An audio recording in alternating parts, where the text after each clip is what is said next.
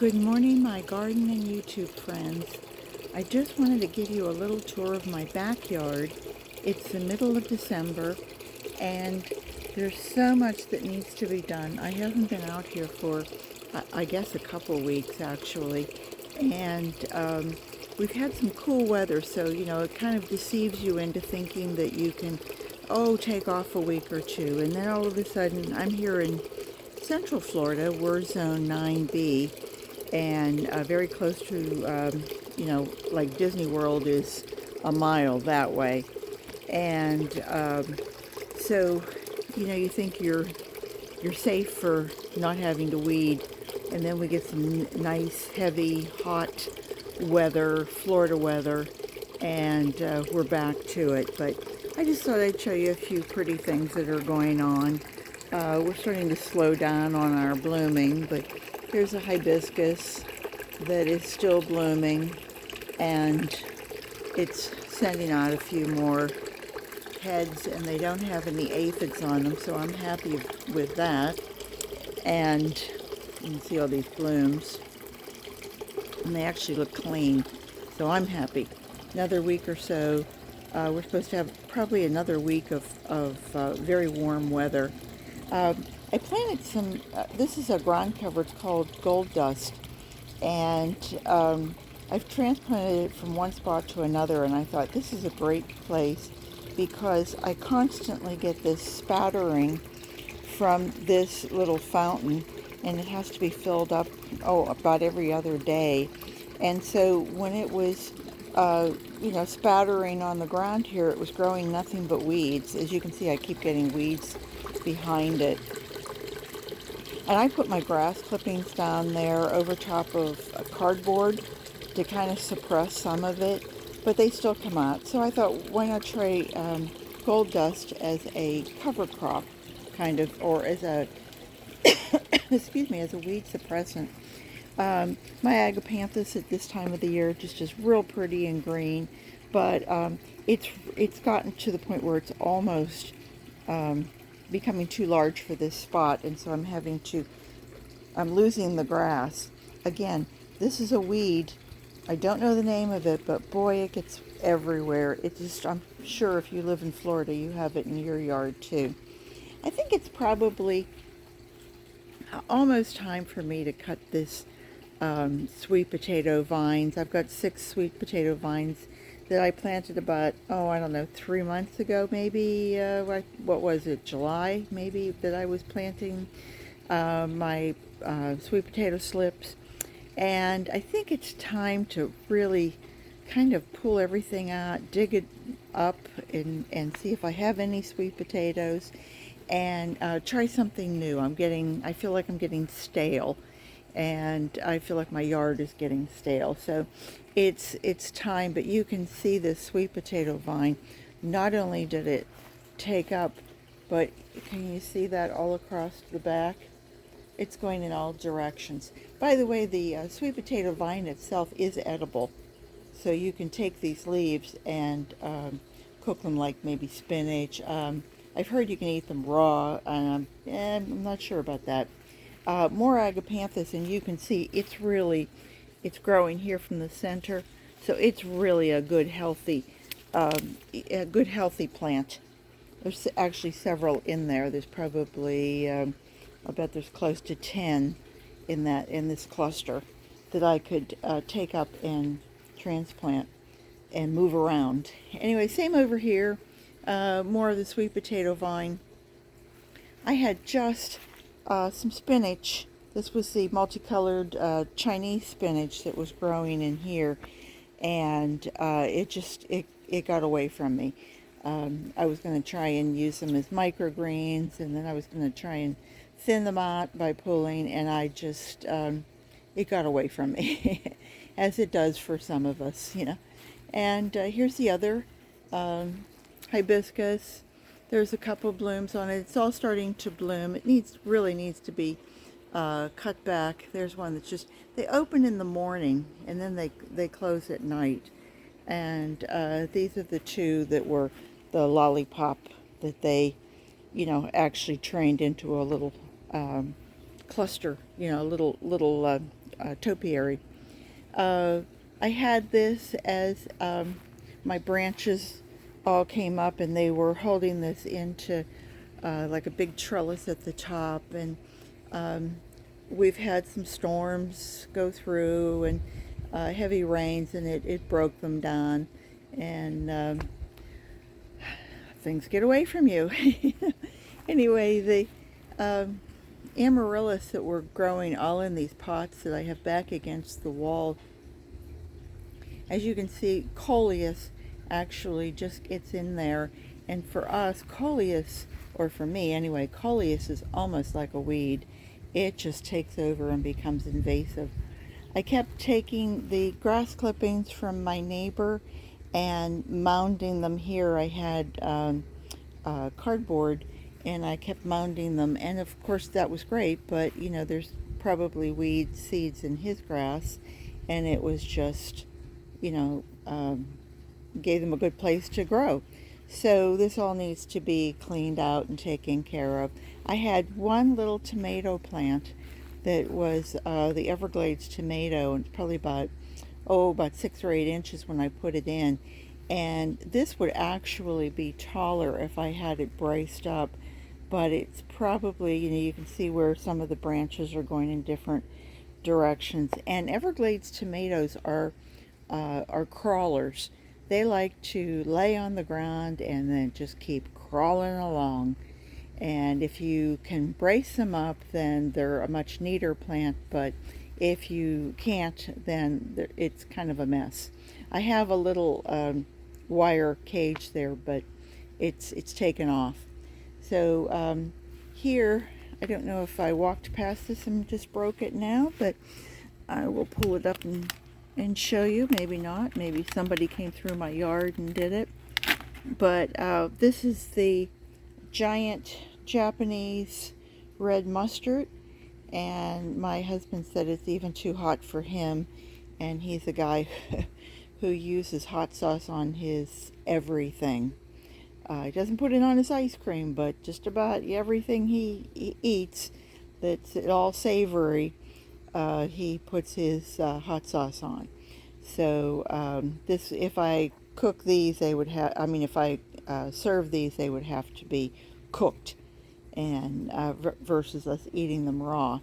The one thing that I did want to show you, down the alleyway, I've shown you down here, and I have tomato plants growing, more Everglades, and they're doing pretty well. My friend Nick gave me this Pigeon Pee, and it was really just a little tiny, probably, I don't know, it was just, you know, like a few inches, and in a tiny little pot. And I took that, and it started to grow, and I thought, okay, great. And it looked like it was going to die back, and I planted it here, and it seems to have really taken off. I wanted to show you these blooms are just beautiful, aren't they? Doesn't that look like a cross between a viola, you know, a Johnny Jump Up? Just so pretty. And then I don't know if this is supposed, I'm sorry, I don't have you on there. If this is the petal closing, and then I'm going to get the peas in there if they start to form. But I had never eaten a pigeon pea before, and when he gave it to me, he said they're really good and they're very nutritious. And so I went out and I bought a can of pigeon peas, and may I say, they are a delicious pea. If you've never eaten them, they're very good, high in protein, they're good for you, complex carbohydrates, etc., etc. If you get a chance, try it. And if you have the opportunity to grow any, I would definitely give it a try. That is my height now, so it's right about 5.5 feet. And I think he gave those to me in the summer. I planted some kale that was looking really sad, and so I moved it over here, and apparently it likes this spot because it seems to be taking off very, very nicely. And I see the little bit of bok choy that a couple of them seem to be okay. That purple bok choy, I could get in there and try and pick. The moringa, however, let me tell you my sad little story here. I have treated it with neem oil, and I didn't know if I had a bug on it or what, but I've treated it with neem oil a few times, and it just not doesn't look happy at all. So I don't know what we're going to do with that. I did show you guys this mango, and remember I told you that I was treating it. Well, I have treated it a few times, and I don't know if I just need to pull these leaves off and hope that the rest of it hangs in there. If there's, because it's, a mango is like a 6-7 year investment in time. Even if you lose a few leaves, I mean, chances are if it's still living, it's still going to make it. So we'll see how that one goes. The one on the other side of the yard I'll show you, and it looks much healthier. I've been getting so many leaves. This was my compost pile that I normally just did grass clippings and what else did I add to it? Just one other thing to it. And I started adding the leaves and letting it break down.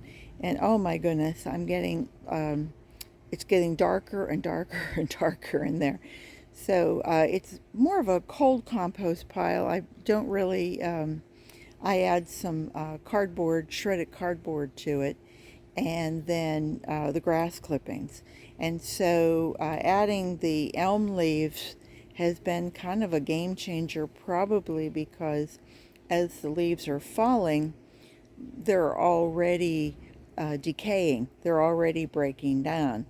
And having the wet grass clippings is really, they're assisting each other in that brown and green, and I've brought out a few little bit of coffee grounds, and not a whole lot of kitchen waste. I think I had potato skins that I was afraid to give to the worms, and I don't know why I was afraid to give them to the worms, but they just seemed like it was a little, because potato skins break down and they kind of smell. I really didn't want that in my kitchen. So anyway, moving along, this seems to be doing really well. I think by spring, if I let it go over that long, this is going to be fantastic compost. Agapanthus, liriope, everything's doing well back here. I have a Norfolk pine that I have in a pot back there that I was hoping to keep the raccoon from coming in, and my husband, and the armadillo, and my husband said, "Are you kidding? With the claws on those guys, they could just go right up over the fence." The plumeria has pretty much dropped all of its leaves. That's it for the winter. It'll stay like that, and in spring we'll start again. I did want to show you the papaya. I was asking some people what they thought my problem might be, and somebody said papaya fly, and it's a very small little thing. It just bores 2 holes, and the inside that gets kind of milky was showing up, and I mean, you can see what I have up there now still looks green, and I can't see any that are rotting from the inside, but and a few of the blooms at the top look like they're still trying to become a fruit. I did want to show you, I took off a leaf that was time for it to go. It's the leaf. But look at the inside of that. It's hollow. You see that? I looked in there really because I wanted to see if I was getting any bugs in the interior of it. I had someone mention to me that she thought it could be a systemic problem, and that I needed to do a neem oil around the drip line, and I'm not sure if that's what maybe is happening, or if I'm literally just getting some sort of a bug biting into it.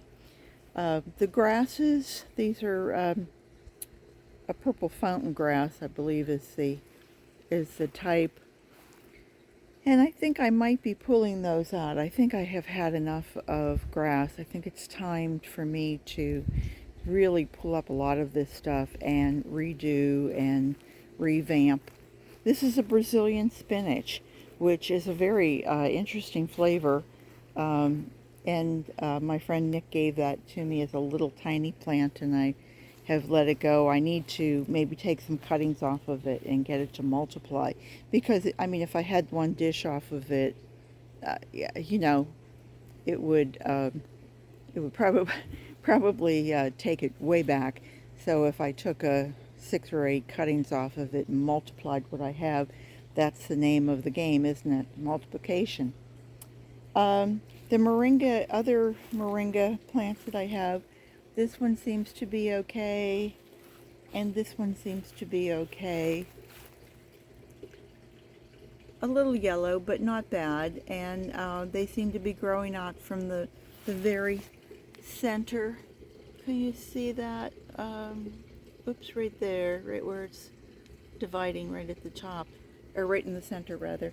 And it's a very spicy. If you can get a hold of some seeds, they're very interesting. It's supposed to be terrific for any leaky gut. I don't like that term, but any intestinal problems are supposed to be helped by moringa plants, and you can either eat it raw, or you can take it and dry the leaves, powder them, and put it in your smoothie or shake or whatever you're having. The Florida maple, it's dropped all of its leaves, and it's time for me to come out and really clean things up and clean them off and neaten up my garden. The raspberry Grape Myrtle, this is an interesting one because it gives these great, I mean, these are kind of hard. I suppose if I shook them I could get all the seeds out of it, but wouldn't that make an interesting arrangement? You know, if you wanted to do something that had kind of a fall theme, or if you know, you could always spray them gold. You know, in the flower business, anytime you're looking for something for Christmas, quick, spray it gold. Same thing over here. This is a different variety of Grape Myrtle, and you can see the berries at the top. Luckily, when they do drop, we really don't get, it must be a sterile plant because they really don't germinate here in the ground. I think you guys have seen everything else. This is more of my tea plants that my neighbor was throwing away, and he just had them bundled up and they looked kind of sad, so I took them and stuck them in the ground, and some of them took off and some of them didn't. Here's the other mango, and you can see all of its leaves look just fine. Sending off a couple little ones here. But boy, can't you see the weeds? I'm one of those gardeners that I'm never happy with weeds. I don't see it as part of the gardening experience, and so I come out and I have a hard time looking at the beauty of the yard because I'm seeing the pain in the butt weeds that grow 25 hours a day. and they're always ahead of me. More of the tea plants. And those were spathiphyllum that I just started to dot. Any of them that I had in pots that I'm starting to move around. I think they need to come out here and face the light. Spathiphyllum aren't real happy with it being really direct sunlight, but if you have something that you can grow them under, you will get blooms off of them.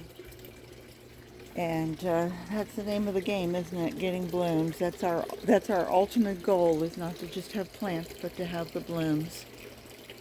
These bloom also. They have a very interesting little spike that comes up and has little pink blooms on it. So anyway, I think I'll turn you around. That's my staghorn fern that Rick covered with lights because it's too heavy for him to get behind, and so he said the heck with it, I'm just throwing lights on top of it. This looks really nice at night. I should come back out and show you our evening view, but this is all lit and it lights up our yard along with lights that he attached up here. These are permanent, or I should say year-round, but you know. So anyway, that was all I wanted to show you, and I hope to come back. I hope to show you in a couple of weeks how it's all nice and clean and weed-free and has been trimmed back, etc. And I hope everyone has a wonderful, wonderful day, and you're enjoying your holiday season, whatever it is. I wish I could show you we usually have a few hawks up in that tree. We've had eagles in our trees, but mainly it's the red-tailed hawk, and of course several squirrels who love to come along and see what they can find in my yard. Anyway, everyone, if you like my channel, I hope you'll subscribe and ring the bell so that you get more notifications and that you come back and see me again soon. Take care, everyone. Bye-bye.